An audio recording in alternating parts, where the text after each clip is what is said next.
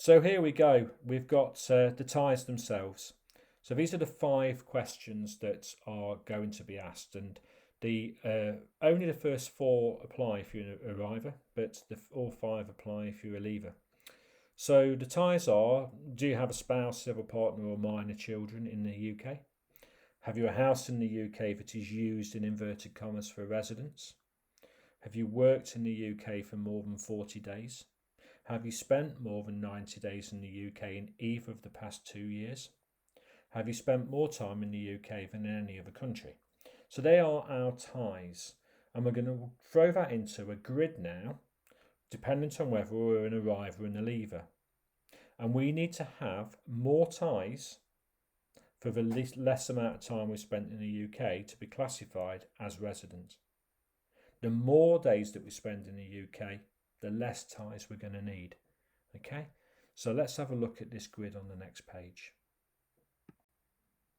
So here we have it. We have the test itself. So we've established how many days we're in the UK. By the way, the definition of that is whether we're present in the UK at midnight. Then the previous day will be considered to be resident. Again, there's all kinds of rules about being in transit and moving in airports and all of that sort of stuff, but we won't worry about that.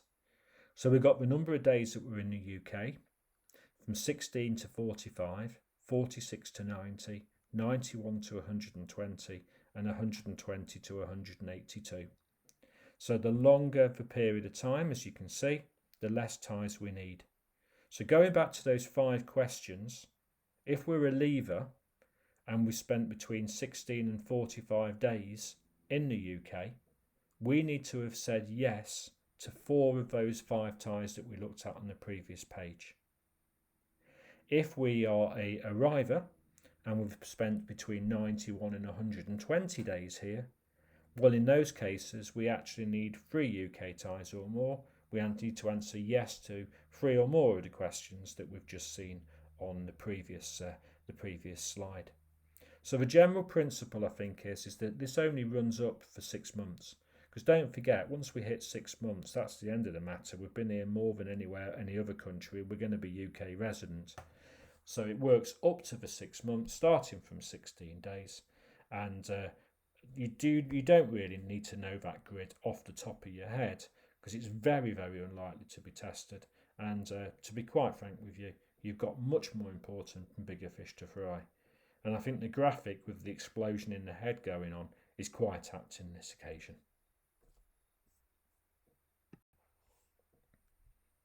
So before we put residence to one side and concentrate on domicility, let's have a look at the Deeming Rule.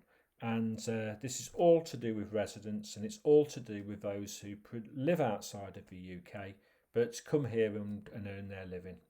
And a classic example of that might be where you've got somebody who's living in the European Union in the Republic of Ireland but travels into Northern Ireland to work. And they may not actually be present at midnight on any day within the tax year, but does that mean they're going to get away with not paying UK tax as well? You can probably guess the answer to that one. So these are all to do with the fact that once you essentially have worked here for a number of days, then you will actually be deemed resident in the UK, even though, technically speaking, you haven't been resident in the UK. So you have more than 3 ties. You've been present in the UK for 30 days. You've been actually travelled in here to UK to work for more than 30 days. Doesn't matter whether you're here on midnight or not.